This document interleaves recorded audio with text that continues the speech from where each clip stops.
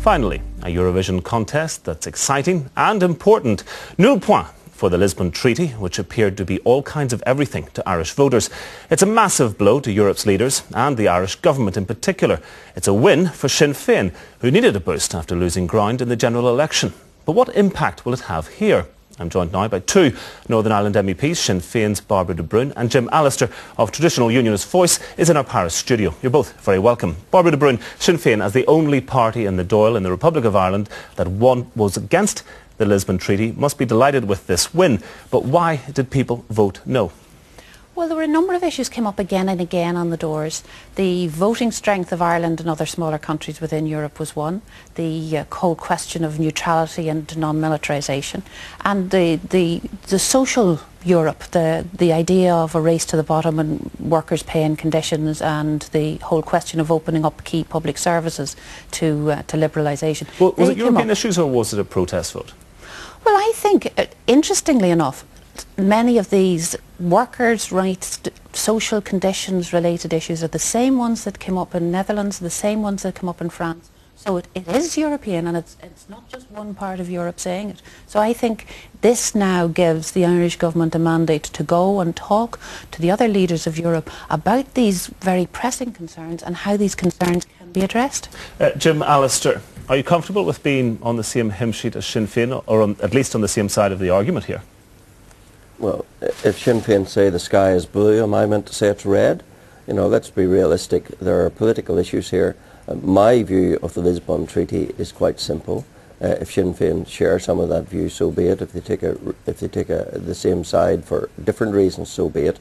The important thing is that the Lisbon Treaty has been rejected in a country that isn't a Eurosceptic country, therefore indicating that if they dared to allow it to be put in Eurosceptic countries such as this country, the United Kingdom, it undoubtedly would be rejected. And of course that is why it was never been put, because there was a conspiracy between the leaders of the European Union to avoid referenda, and the only place they couldn't deliver that was in the Irish Republic because of their constitution. But I greatly welcome the result. And let me say this, the Lisbon Treaty is very, very clear. It set its own test for survival. And its own test for survival was that it had to be ratified everywhere. It is now dead according to its own test. And the shame of the last few days and hours is that the Europhiles who are pushing the Lisbon agenda are refusing to face up to that reality and are attempting to pretend it has not been rejected and has not failed its own test for survival, just as they did with its predecessor, the Constitution, when France and Holland said no. Well, and really, Europe does need to catch itself on in this regard and to face up to applying the test which it built into the Lisbon Treaty and to accept its dead, put it in the bin and move on. Well, you're sitting in Paris today, and indeed the French president has spoken, said this is an incident, it's not a crisis. Germany has said something similar, and indeed there are indications from those two key European countries that they could foresee a two-speed Europe, that other countries could move ahead without Ireland and perhaps therefore without Britain. Well, I'd be very happy if they moved ahead without the United Kingdom. I'd be very happy about that indeed, because where they want to go, I don't want to go. But the Lisbon Treaty is the key issue. The Lisbon Treaty, yes, it anticipates enhanced cooperation between selective member states if that's what they want, but the Lisbon Treaty isn't with us. The Lisbon Treaty is dead and will not be implemented on the 1st of January as anticipated if European leaders are as good as their word. Okay. And their word was that if it's rejected in any country, it is over. And that reality has to be faced. And Gordon Brown needs to face that reality. And he should forthwith abandon the ratification. What's he doing ratifying a treaty which is dead, which has failed its own test of survival? Bairbre Brun, would you be equally happy to see a two-speed Europe emerge where Ireland is left behind? I don't think we can have any talk of a two-speed Europe or a two-tier Europe. I don't think that there's any threat to Ireland's position within Europe. And Europe, if it wants to be effective, if it wants to be strong, it's through a very, very strong attachment between Europe and its citizens. That message is coming from France, it was coming from the Netherlands.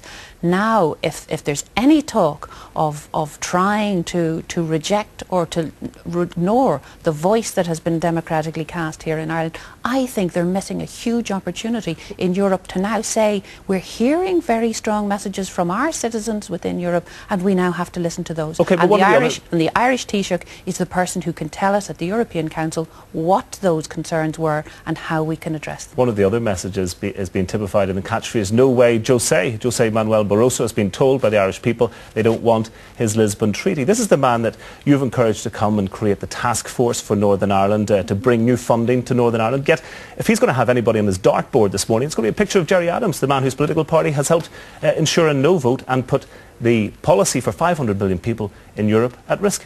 It's not a policy for 500 million people in Europe. The people throughout Europe have a variety of views one way or the other. What's going to happen next time you go to the EU Commission and ask them for special cases for Northern Ireland? They're going to say, hold on, Sinn Féin, are you not the guys that have caused us all this trouble? I don't believe that Europe's political leaders are going to be that petty. I don't believe that they're going to turn their backs any more than when the French people said no to the EU constitution, which is 96% of the same content a couple of years ago. At the end of this month, they're taking over the presidency of the EU. So EU isn't about scaremongering, it isn't about threatening, it's about cooperation, and we need now to listen to what people have said, to address those concerns, and to see how we move forward together in Europe in the time ahead. Well, Jim Allister, we have a European election coming up next year. Does this sort of thing have any impact on voters here? I mean, people in the Republic didn't seem to understand the treaty. People in Northern Ireland have probably paid it less attention. Well, I think if there is a foolish attempt to persist with the Lisbon Treaty, in spite of it failing its own test, in spite of its rejection, and the undoubted fact it would be rejected elsewhere, if that attempt persists, I think in the European election, voters who have been deprived the right to vote on this critical issue will use the European election to exercise their franchise in that regard, and will vote for candidates such as myself who are totally and implacably opposed to an ever-centralising Europhile Europe. But the DUP are confident that they can get rid of you at this election. They can neuter the traditional unionist voice. Well, you know, it's interesting that you put it like that. If the DUP's primary target in the upcoming election is the removal of Jim Allister rather than the removal of Sinn Féin and Bairbre de Brun, then I think that says more about them than about me. Certainly my target in the upcoming European election will be to make sure that unionism retains 2 of the 3 seats and that we maximise the unionist vote. And I think it would be shameful if some other unionist party had a different target and their target was to get rid of the sitting MEPs rather than trying to diminish the representation of nationalism and republicanism in Europe. But okay, they must answer for themselves in that regard. Jim Allister, thank you. And Bairbre Brun, briefly, George Bush is in town tomorrow. Is he a warmonger or a peacemaker? Our party very clearly has dealt with the United States administration on the peace process and has welcomed their involvement in the peace process here. Gerry Adams in the past and Martin McGuinness in the past have also raised very directly and very personally our feelings and our concerns about the war in Iraq and other issues, and that is something that will continue in the time ahead. Bairbre Brun, many thanks indeed.